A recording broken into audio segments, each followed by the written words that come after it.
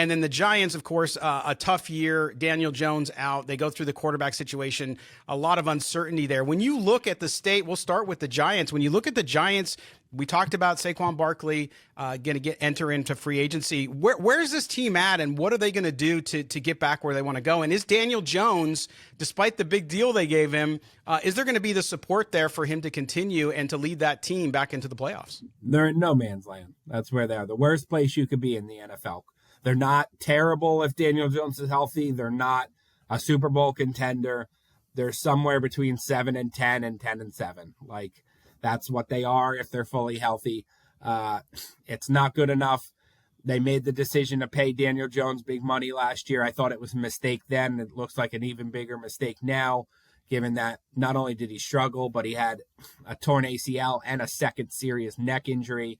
So now, are they going to draft a quarterback at the top of the draft? If they do, then they either have a $40 million asset on the bench or their top 5 pick on the bench. And so you're putting on the bench an asset that otherwise could have been used on right tackle, which is a disaster. Actually, the whole offensive line minus left tackle is probably a disaster. They don't have enough pass rushers. They need a starting corner. They need a number 1 receiver. It's a team with a lot of holes, and you're going to devote 2 of your top resources to quarterback. It's no man's land. And obviously the big story around the Giants right now is whether or not Brian Daboll is easy to get along with. Can he build a quality coaching staff after the blow up with defensive coordinator Wink Martindale, where they couldn't get along, and quite honestly they both lost because Daboll couldn't get any of his top choices to replace Martindale, and Martindale had to go all the way over to Michigan.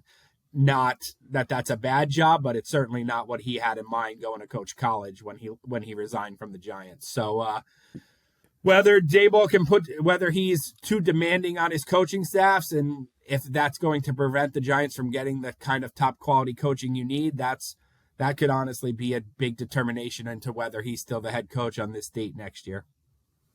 Yeah, and it's interesting you talked about the Giants taking quarterback. I was on another show, and they thought I was crazy when I said, no, I think the Giants could take a quarterback at top draft, because you look at the league, Ryan, and I keep saying this, you have to have the quarterback.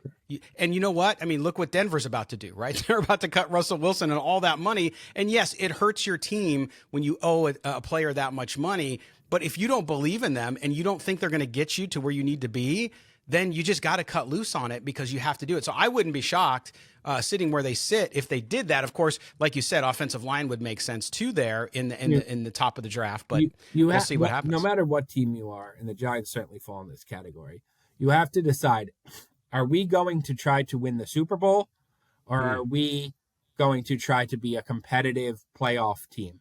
And honestly, I don't think there's anything wrong with the second choice. Like, get in the playoffs and see what happens, basically. Like, eventually you have to go for the Super Bowl. But, like, for the Giants to jump from 5-12 to a Super Bowl team, it's not realistic. So that's why I'm like, sign Saquon to your 2 or 3 year deal. Get back to the point where you're a respectable team knocking on the door, and then figure out how do we take the next step to the Super Bowl.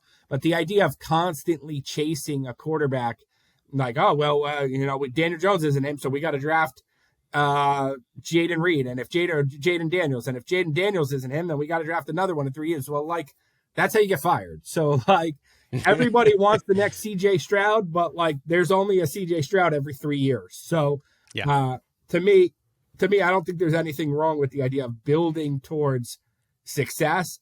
Everybody just instantly wants to, like, have the guy who makes you a Super Bowl contender. You need that guy, but it's okay to, like, build towards finding that guy.